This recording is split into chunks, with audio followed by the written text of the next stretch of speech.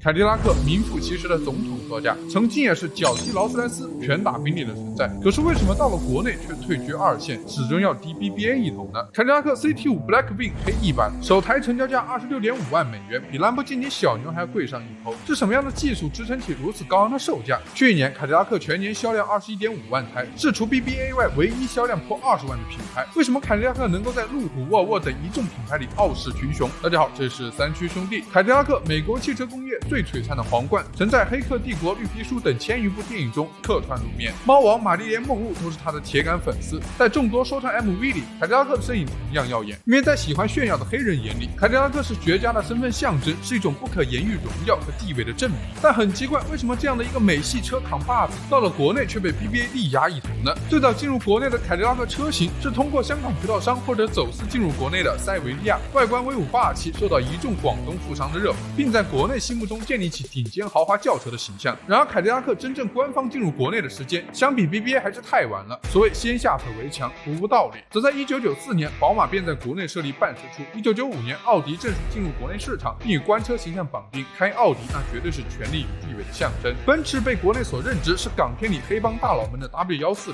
第7代奔驰 S 级，也就是大名鼎鼎的虎头奔。再看看凯迪拉克，2004年才与上汽成立自己的合资公司，推出首款车型 CTS， 虽然定位也是中型豪华车，但却不是凯迪拉克最强旗舰。凯雷德 LSR 这类最豪华车型没有在一开始就被引进，而此时中国汽车市场已经飞速成长， BBA 在用户心中的高端品牌形象已经稳固难以动摇了。而凯迪拉克就是太实诚了，别的品牌进入国内都会做特供版，毕竟中国人喜欢长轴距，已经是公开的财富密码。一汽在设计 A6C5 车型时，故意把轴距加长到了10厘米，当时德国人还看不明白，中国设计师就说之后你都坐后排，让你老婆开车送你上下班。做了2周，德国人发现后排宽敞一些，舒适度确实有很大提升。加长版 A6 一上市销量便一骑绝尘，生命周期里累计销售了20多万台。A6L、A8L 也是在这一理念下应运而生，而凯迪拉克却是全球市场都一视同仁，不同国家市场卖的几乎都是同一款车。中国销售的 CPU 车身长度与北美相比仅增加了88毫米，这样的增长在实际感受上几乎可以忽略不计。或许如果凯迪拉克愿意为中国市场稍作让步和调整，它的销量相信还能再翻一些。为什么凯迪拉克执着于此？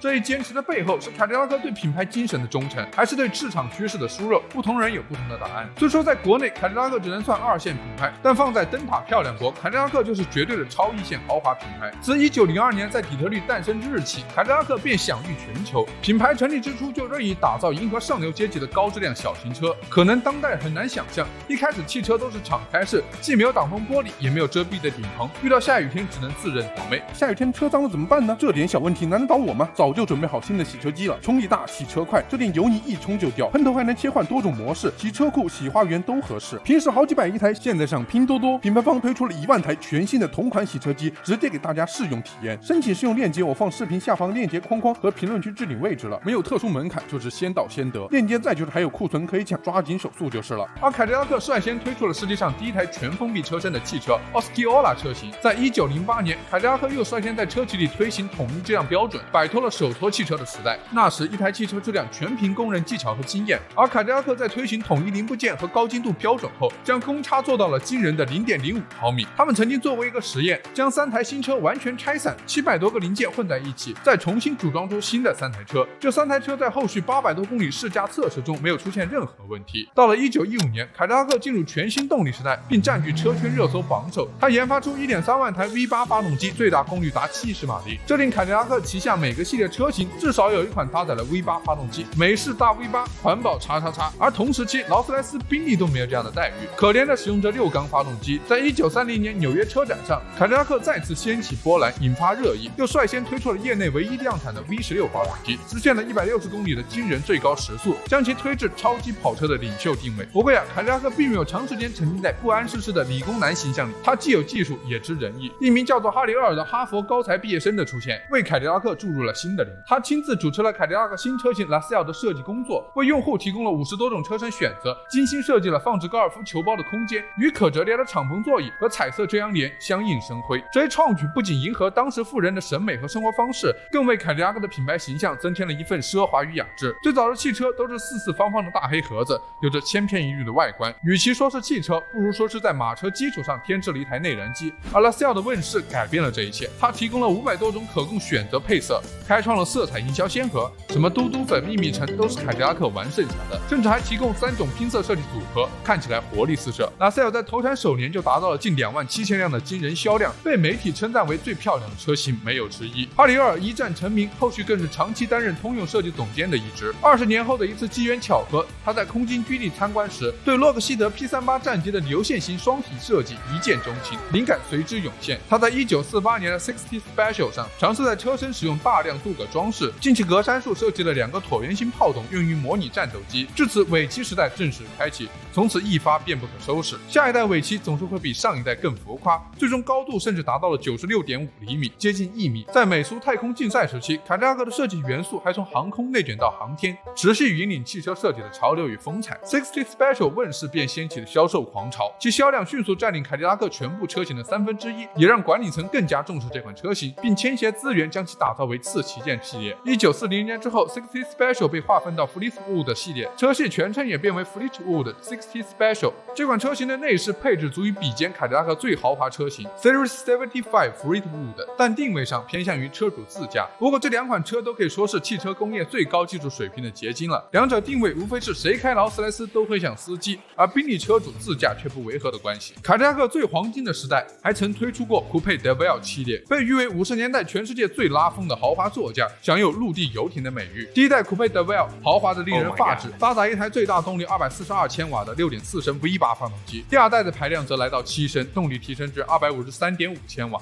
电动座椅、助力转向、电动车窗、空调系统应有尽有。要知道这可是60多年前的车啊！这样豪华的堆料配置在消费市场大受欢迎，第1年便卖出53000台的好成绩，占到凯迪拉克全部销量的37%，再次印证了凯迪拉克就是极致的奢华的代名词。在那时期，通用还经常会将 Katia、凡客雅宝、Harry Winston 3大珠宝品牌首饰印在凯迪拉克的海报上，这些广告里也会标注出具体珠宝店的位置，但这几者的合作从来不是商业联系，而是品牌之间心照不宣的一种默契。大家都认为自己品牌调性是一致的，共同出现能够更好地展示自己的地位。实际并不仅仅是凯迪拉克，那一时期整个美系车的设计理念都可以说是贪大求全，不顾一切的堆料，给一些花里胡哨的功能。比如凯迪拉克的战斗机外观虽然看上去帅气，内部功能也极具奢华，但缺点是车子既大又笨重，操控性极差。美系车过弯性能不行的形象也是这样缘起的，且毫无空气动力学理念。凯迪拉克的鱼形车身尾部过长，在速度提上去后，就会在车尾产生扭动气流，影响提速，油耗咔咔咔就上去了。而不幸的是，70年代的石油危机让美系车纷纷折戟沙场，昔日那些油耗庞大的顶级豪车瞬间失去市场青睐。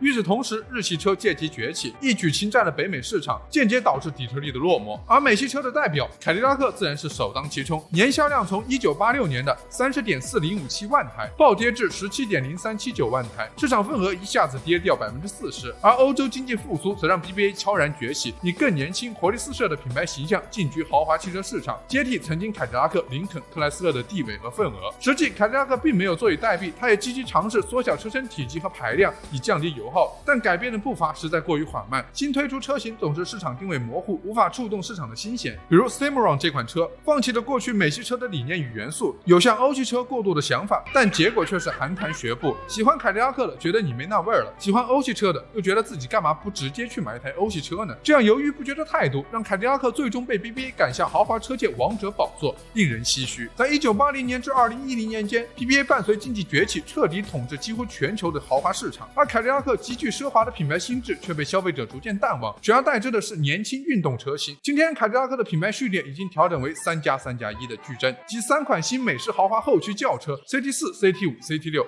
3款新美式豪华 SUV XT4、XT5、XT6， 以及一款纯电动车型 Lyriq， 实现了从紧凑型、中型、中大型3大主流细分市场的全颠覆。后续凯迪拉克还会有一台 Celeste 车型推向市场，定位是更为高端的电动轿车，号称纯手工打造，价格有望34万美元起。说起来也有意思，不知道通用有没有想过，有一天以奢华臃肿为基调的凯迪拉克，居然有一天会以豪华车市场中最年轻、最运动的形象出现。不过即便是现在凯迪拉克不是一线车企，但硬实力肯定是一直在线的。比如凯迪拉克 CD5 Black Wing， 国内称之为黑翼版，就曾以1分39秒的成绩刷新这赛4门轿车圈速纪录，这个成绩超越了保时捷911、卡雷拉 S、奔驰 AMG GT63S 等一众赛道机器，打破了大家常规的美系车只能跑直线的刻板印象。所谓黑翼议来自凯迪拉克家族的族徽，族徽上有一只名为 Mallet 的黑鸟，代表了凯迪拉克性能工程的巅峰。V 则代表凯迪拉克品牌的高性能车型，如同 M 之于宝马 ，S 之于奥迪 ，AMG 之于奔驰的地位。可惜啊，即便是最普通的 V 版本，在很长一段时间也无法在国内买到，这可能也是凯迪拉克在早期没能在国内建立起豪华品牌印象的原因之一，把好东西都藏着掖着了。在今天，凯迪拉克已经是国内2线豪华品牌里绝对的销量老大哥。2022年，凯迪拉克国内销量达21.5万辆，仅次于 BBA， 其中 CT4、CT5、CT6 3款新美式豪华后驱车的批发销量超过10万台，而 XT4、XT5、XT6 3款新美式豪华 SUV 的批发销量超过11.2万台，基本属于5-5开。XT 系列是凯迪拉克如今的现金奶牛，虽说凯迪拉克总被诟病动不动就限时原价，但毫无质疑，它能在今天击败乌鲁虎、沃尔沃这类强势品牌，还是有些实力在的。而且凯迪拉克也是真实诚，除去新款 CT4 外，全系标配 2.0T 发动机，起步标配 8AT 变速箱，做到全系后驱，全球统一定价。纵观整个豪华品牌阵营，还真没比凯迪拉克良心的。也许正是这样的诚意，凯迪拉克才能在全球范围内俘获一批车主的芳心，铸就其成为时代的经典佳作。凯迪拉克自100年前在底特律的诞生之日起，便是创新精神与突破常规勇气的象征。时代在悠扬变化，每代凯迪拉克也在流光溢彩中蜕变，但永恒不变的是凯迪拉克与时代浪潮共同前进的坚定决心。所有的伟大都源自一个勇敢的开始。好了，本期视频到这就结束了。视频制作不易，还请大家关注3连支持，也不要忘记视频下方或者评论区置顶的拼多多福利哦，9块9秒杀指南车洗车机。我们下期视频不见不散。